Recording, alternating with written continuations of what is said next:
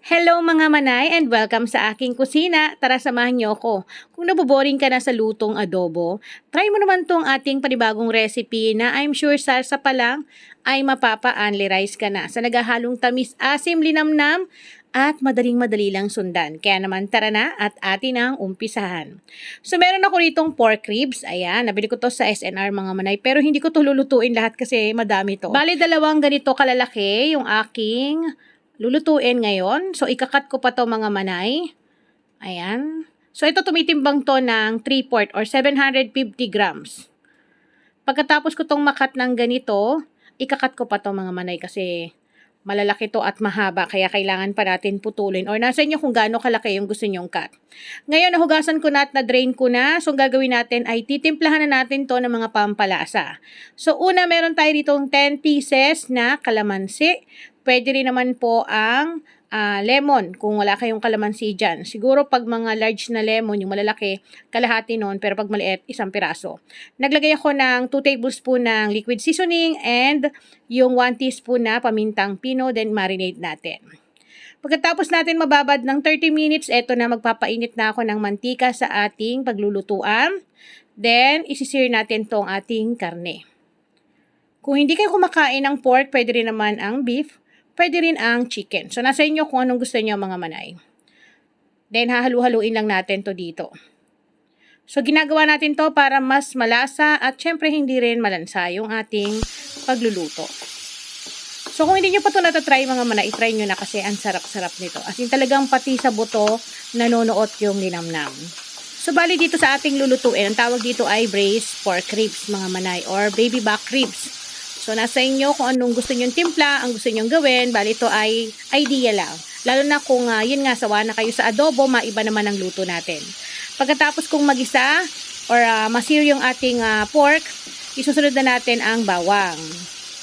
So, dinamihan ko talaga yung bawang. 1 1/2 tablespoon yung bawang, then 1 medium size ng red onion. Pagkatapos ko yan magisa, ay pinaghalo ko na po.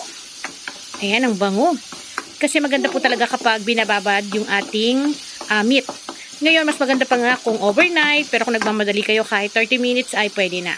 Then, nilagay ko na yung natira pa niyang pinagbabaran kanina.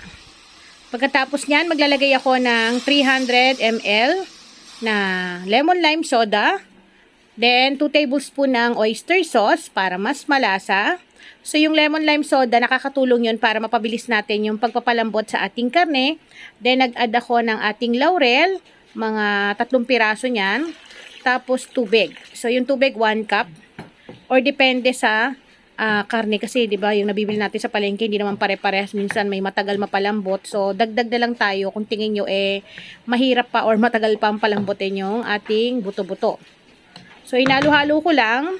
Pagkatapos niya, nag-add pa ulit ako ng half cup ng tubig kasi tingin ko parang kulang pa yon. Then, tatakpan natin to at hayaan natin ng mga 20 minutes. Then, after 20 minutes, i-check natin. So, dito mga manay, hindi pa siya totally na luto or malambot yung ating karne. Bali, dito papaigahin pa natin yan. Pero bago yan, maglalagay tayo ng 1 1/2 tablespoons ng sriracha o chili sauce. Yun po ay optional, pero masarap po na may palo ng konting anghang. Ayan. Then, tatakpan ulit natin to at hayaan ulit natin ng ilang minuto bago ulit natin balikan. So, eto na. Check ulit natin.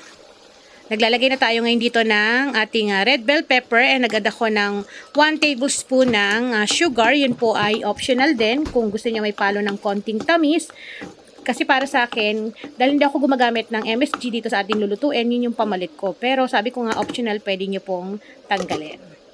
Then, after na mga ilang minuto, ito na yung gusto natin na ma-achieve. Ayan, malambot na yung ating pork ribs at yung kanyang sarsa. Kita nyo, naglapot na talaga. Talaga namang ang bango-bango na.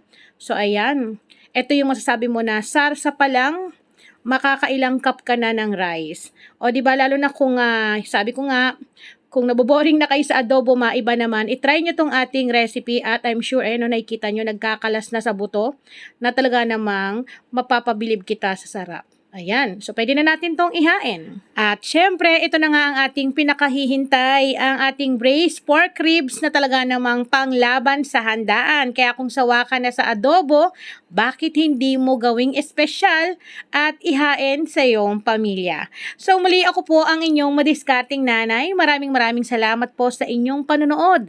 At tara, hain na po ng kanin at sabay-sabay tayong kumain. At sa mga nanonood dyan, comment down below ano yung gusto mong recipe na sa susunod natin ay pwede kong gawin. Magkita-kita po ulit tayo sa susunod. Paalam!